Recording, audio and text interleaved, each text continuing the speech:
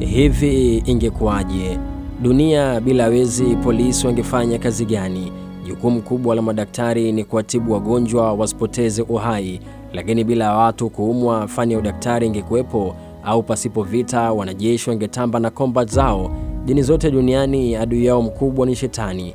Zinapingana katika mafundisho yao, zina vitabu tofauti, kila dini na Mungu wake, lakini Shetani ni mmoja. Vyote lengo lao kubwa ni kuwataka watu wamwepuke Shetani na wamfuate Mungu.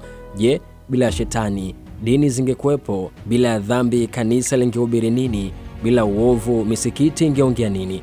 Bila ya Adam na Hawa kula tunda watu wangekuwepo? Bila ya Yuda wa Kristo wangesamehewa dhambi? Bila ya Goliati Daudi angejulikana kwa ujasiri wake? Bila ya giza mwanga ungeonekana kuwa na thamani kiasi gani? Hata wema unapata thamani pale ubaya unapojitokeza. Ukweli huwa mtamu uongo ukitangulia. Kila kitu kina kinyume chake. Furaha inaeleweka kwa sababu ya huzuni. Mafanikio yanapimwa kwa sababu ya kushindwa, na haki huonekana wazi pale panapokuwa na dhulma. Kama kusingekuwa na upinzani, je, juhudi zingekuwa na maana gani? Kama kila mtu angekuwa mkamilifu, je, tungehitaji msamaha?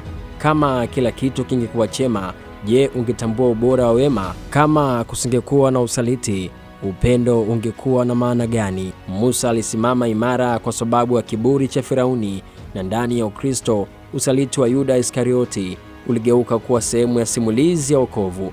Huenda dunia haijajengwa juu ya ukamilifu, bali juu ya uwiano, na katika uwiano huo ndipo maisha yanapata ladha yake halisi, maana na simulizi zake zisizoisha.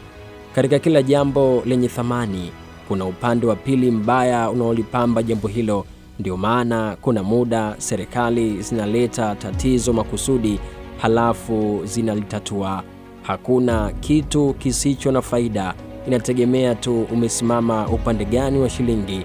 Hata rushwa inakuwa tamu ukiwa jikoni. Mimi ni Steve Champion.